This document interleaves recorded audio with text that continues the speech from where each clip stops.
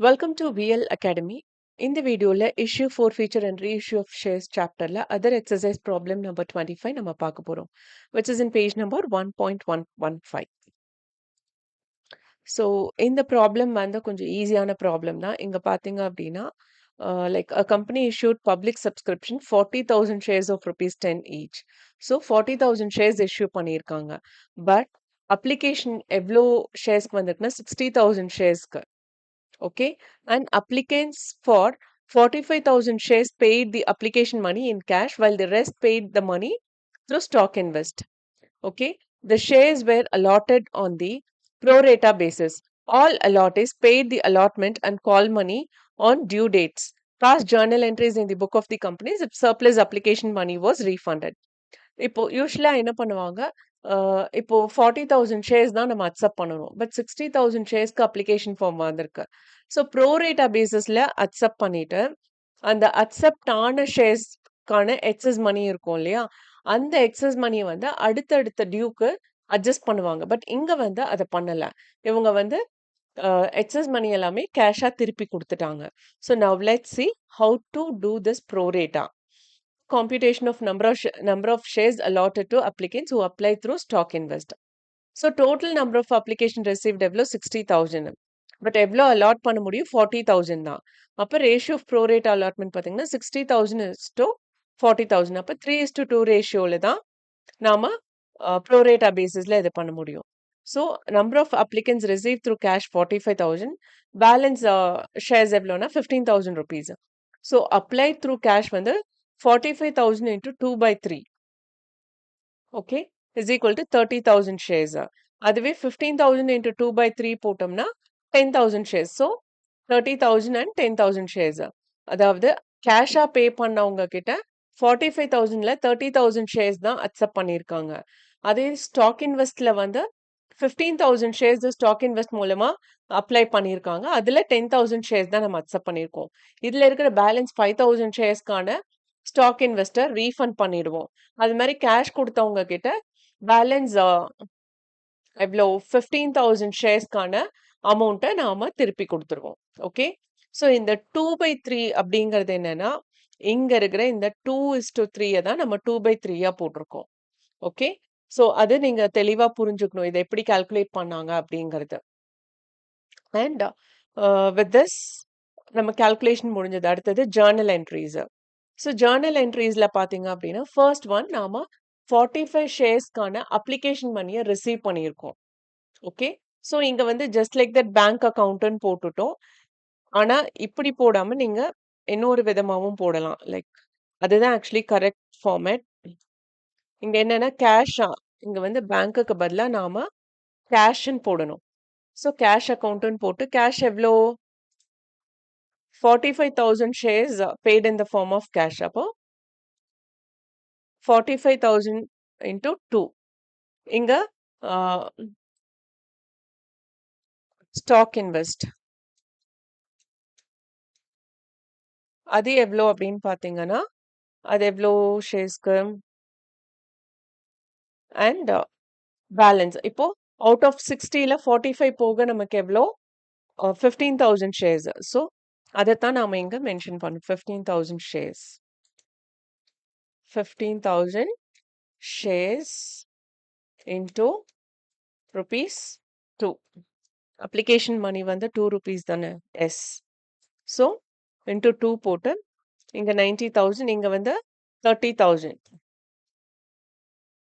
இவ்வளோ அமௌண்ட் நம்ம ரிசீவ் பண்ணியிருக்கோம்.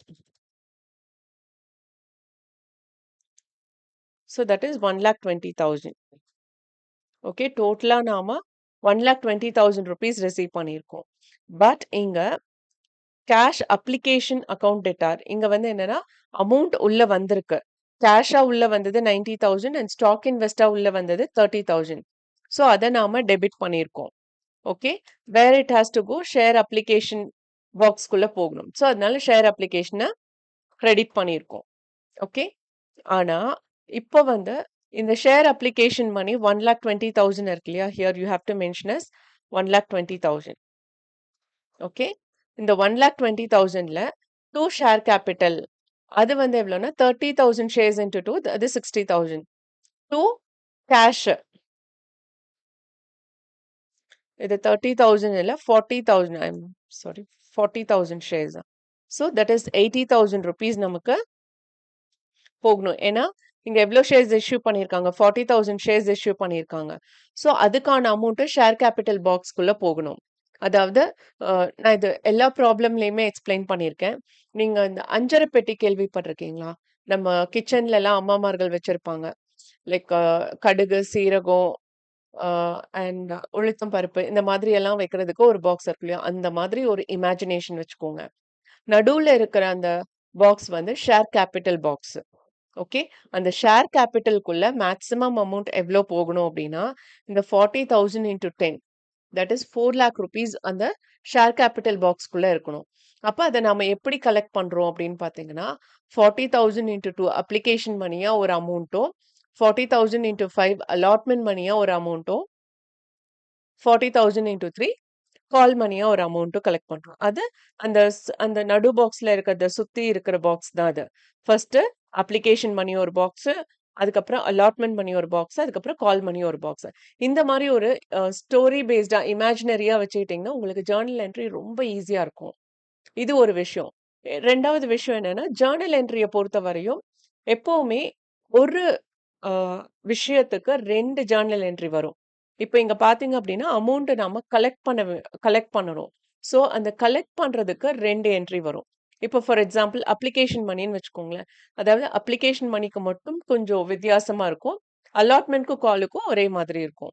எப்படி அப்டின்னா, அப்ளிகேஷன் மணிய பொறுத்தவரை நம்ம அமௌண்ட்ட வாங்கிட்டோம். வாங்குனதுக்கு அப்புறம் தான், அதுல எவ்ளோ அமௌண்ட்ட நம்ம கம்பெனிக்குள்ள இருக்கணும், எவ்ளோ அமௌண்ட்ட பேலன்ஸ வந்து நாம திருப்பி குடுக்குறோமா, இல்ல அலாட்மெண்ட்ல அட்ஜஸ்ட் பண்றோமாங்கிறது அடுத்தது. ஓகேவா? ஃபர்ஸ்ட் நாம எவ்ளோ அமௌண்ட் கலெக்ட் பண்ணியிருக்கோம். ஷேர் அப்ளிகேஷன்ங்கிற பேர்ல. அதுக்கான ஃபர்ஸ்ட் என்ட்ரி தான் நான் ஃபர்ஸ்ட் உங்களுக்கு சொன்ன இது. ஓகே? ஸோ இந்த ப்ராப்ளம பொறுத்தவரையும் 2 ஃபார்ம்ல அமௌண்ட்ட கலெக்ட் பண்ணியிருக்காங்க. ஒண்ணு கேஷாவும், இன்னொன்னு ஸ்டாக் இன்வெஸ்டாவும். ஸோ அத வந்து நாம தெளிவா காமிக்கணும். ஸோ டெபிட் வாட் கம்ஸ் இன். இங்க வந்து கேஷ் உள்ள வந்திருக்கு. எவ்வளோ வந்திருக்கு? 90,000 ருப்பீஸ். அடுத்தது ஸ்டாக் இன்வெஸ்ட் பேசிஸ்ல வந்திருக்கு. எவ்வளோன்னா 30,000 ருப்பீஸ். இந்த 2 அமௌண்ட்டும் என்னவா நம்ம கலெக்ட் பண்ணியிருக்கோம்.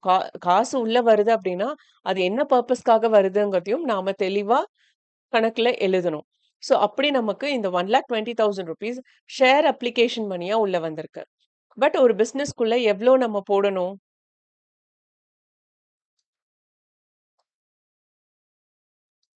Two cash account. ஓகே. ஆம். ஸோ இங்க வந்து ஃபர்ஸ்ட் ஒன் நம்ம போட்டுட்டோம். அமௌண்ட்ட நம்ம கலெக்ட் பண்ணியிருக்கோம். அதுதான் முதல் நடந்தது. அதுக்கப்புறம் திரும்ப அந்த ஷேர் அப்ளிகேஷன் மணிலேருந்து எவ்ளோ அமௌண்ட்ட ஷேர் கேபிட்டல் பாக்ஸ்க்குள்ள போகணும்? நடுவுல இருக்கிற அந்த பாக்ஸ்க்குள்ள போகணும் அப்படின்னு பார்த்தீங்கன்னா, இந்த கொஸ்டின பொறுத்தவரை 40,000 ஷேர்ஸ் இன்டூ 2 ரூப்பீஸ். மொத்தமே 80,000 ரூப்பீஸ் தான் ஷேர் கேபிட்டல் பாக்ஸ்க்குள்ள போகணும்.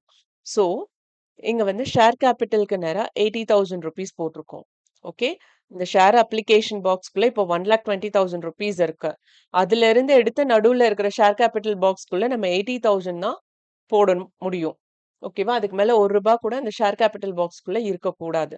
இருந்தா அது இல்லீகல். ஸோ அதனால 80,000 ரூப்பீஸ் நம்ம எடுத்து போட்டுட்டோம். பேலன்ஸ் எவ்வளோ இருக்கு? இந்த 30,000 ரூப்பீஸ். இந்த 30,000 ரூப்பீஸ் நம்ம கேஷா திருப்பி குடுத்துட்டோம். உங்களோட ஷேர்ஸ் நாங்க அக்செப்ட் பண்ணல. அது அலாட் ஆகல அப்படின்னு சொல்லிட்டு அவங்களுக்கு திருப்பி குடுத்துட்டோம். So this cash is going outside the business. இந்த 30,000 ரூப்பீஸ். ஓகே. இப்ப ஷேர் அப்ளிகேஷனோட விஷயங்கள் முடிஞ்சது. அடுத்தது பார்த்தீங்க அப்படின்னா,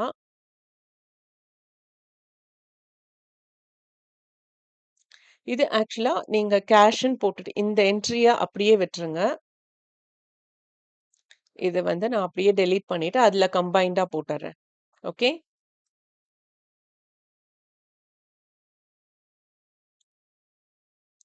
சோ தட் உங்களுக்கு இன்னுமே ஈஸியா புரியும்.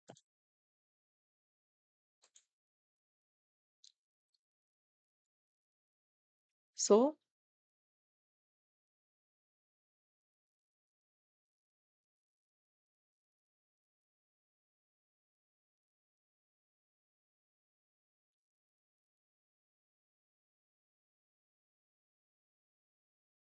Sorry, I am taking some time, students.